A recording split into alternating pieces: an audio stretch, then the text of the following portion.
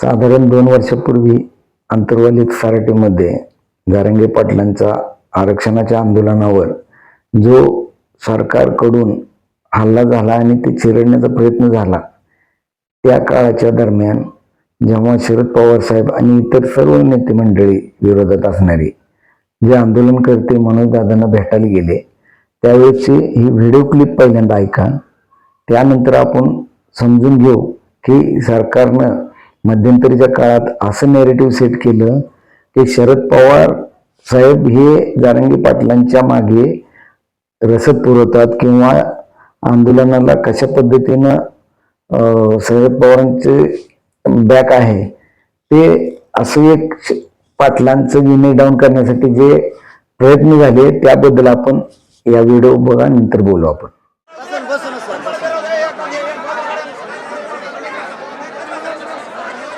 बसूनच करा. अरे बाप, साहेबाची ऊर्जा आहे का काय? ऊर्जा आहे का काय तुमची? बरोबर ऊर्जा किती आहे म्हणलं? खाली बसून करा. बसूनच करा. अरे बाप, साहेबाची ऊर्जा आहे का काय? ऊर्जा आहे का काय तुमची? बरोबर ऊर्जा किती आहे म्हणलं? खाली बसून करा.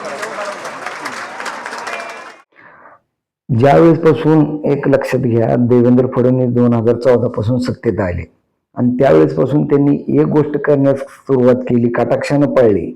जे लोक विविध मागण्यासाठी आंदोलन करतात, शेतकऱ्याचं असेल, कामगारांचं, मजुरांचं असेल, कुठलेही आंदोलन करते असू द्या, म्हणजे त्यात आमदार बच्चू कडू असू द्या, राजू शेट्टी असू द्या किंवा इतर तालुका लेवलचे, जिल्हा लेवलचे आंदोलक असू द्या, कायम त्यांना त्यांच्या भावना न जाणता ते आंदोलन चिरडण्याचा प्रयत्न केला. त्या अगोदर असं असायचं की आंदोलनकर्त्याची त्यांची मागणी विचारात घेऊन त्यांचा एक तोडगा काढला जायचा आणि आंदोलनाला एक किंमत असायची, एक वेटेज असायचं. परंतु 2000 नंतर सरकार जेव्हा फडणवीस साहेबांचं आलं त्यावेळेस त्यांनी ते आंदोलनकर्त्यांना चिरडणं, वेगवेगळे आमिष दाखवणं, साम दाम दंड भेद सर्व गोष्टी करून आंदोलन चिरडण्याचा प्रयत्न करण्यात आला.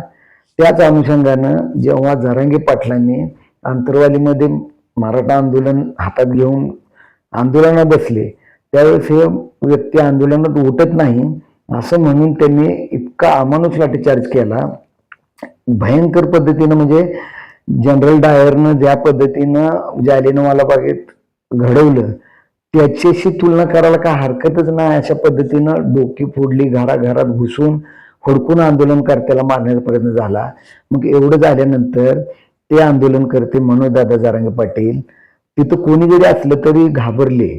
त्यांना म्हणजे इतकी वाईट परिस्थिती, ती काळ रात्र असेल, त्यानंतर काय सुचणार आहे, कुठल्या आंदोलकाला एवढं स्ट्रॉंग सुचणार आहे. मग खचलेलं पूर्ण आंदोलन होतं, ते पूर्ण आंदोलन चिरडण्याचा प्रयत्न झालेलं आंदोलन. पण जेव्हा ह्या सगळं बाहेर महाराष्ट्रात फिरायला लागलं, आंतरवाडीतला अमानुष लाठीचार, अख्खा महाराष्ट्र तिथे आला आणि अख्ख्या महाराष्ट्रानं बॅक म्हणजे सपोर्ट करण्याचा प्रयत्न चालू केला त्या आंदोलनाला, जरांगे पाटलांना. आणि त्याच दृष्टीनं महाराष्ट्रातील मोठमोठे नेते जे विरोधात आहेत ते सर्व तिथं अंतरवालीला पोचत होते आणि त्याचाच एक भाग म्हणून शरद पवार साहेब अंतरवालीमध्ये दाखल झाले. आणि तिथं दाखल झाल्यानंतर मग एवढं खचलेल्या माणसाला एवढे लोक भेटायला येतात म्हणल्यानंतर जरांगे पाटलांचं अस्तित्व एवढं काय मोठं नव्हतं त्यावेळेस. आणि पवार साहेबांसारखा माणूस तिथे येतो म्हणल्यानंतर त्यांचा एक थोडासा आत्मविश्वास वाढला पाटलांचा.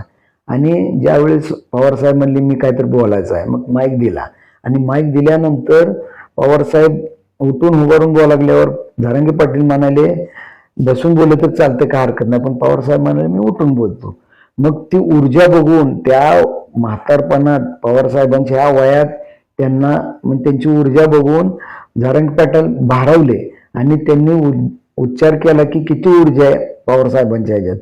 तर हे एक किंमत देण्याच्या पद्धतीने, एक गुड जेस्चर देण्याच्या पद्धतीने एक जरांगे पाटील बोलले. पण ह्या सरकारमधल्या लोकांनी तेच चुकीच्या पद्धतीने प्रेझेंट करून त्याला एक अमानवी एक दृष्टिकोन दिला की हे पवार साहेबांचं चेला आहेत किंवा पवार साहेबांचे शिष्य आहेत. तर अशा पद्धतीनं विनाकारण एका क्लिपवरून दिलं. पण तुम्ही बघा तिथं जरांगे पाटलांच्या खचलेल्या मनाला उभारी द्यायला पवारसाहेब गेले होते म्हणल्यानंतर तिथं उद्धव ठाकरे सुद्धा गेले होते, सगळेच गेले होते.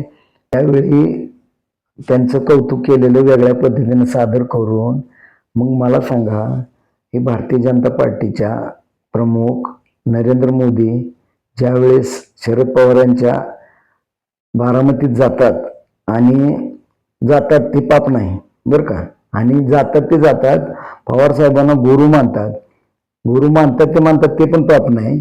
आणि जुने गोष्टी सांगतात की ज्यावेळेस नरेंद्र मोदी मुख्यमंत्री होते त्यावेळेस त्यांनी बरेच कामं पवार साहेबांकडून करून घेतली. मग फडणवीसांनी पण तेच केलेलं आहे. वेळोवेळी पवार साहेबांचा आधार घेतलेला आहे, वेळोवेळी अजित पवारांचा सुद्धा, ज्यावेळेस अजितदादा सत्तेत होते त्यावेळेस त्यांचा सुद्धा आधार फडणवीसांनी घेतलेला आहे आणि आपण महाराष्ट्राने वेळोवेळी बघितलेला आहे. पण ते सगळं त्यांचं चालतं. पण जरांगे पाटील ज्यावेळेस मुंबईत आरक्षण मुद्द्यावर मुंबई अडवली होती त्यांनी, त्यावेळेस विनाकारण जरांगे पाटलाला बदनाम करण्याचे मोठे षडयंत्र रचून ह्या लोकांनी हेच दाखवून दिलं की मी नाही त्यातली, अशा पद्धतीने म्हणजे मी करेल ते ठीक आणि दुसऱ्यांनी केलं की ते चुकीचं.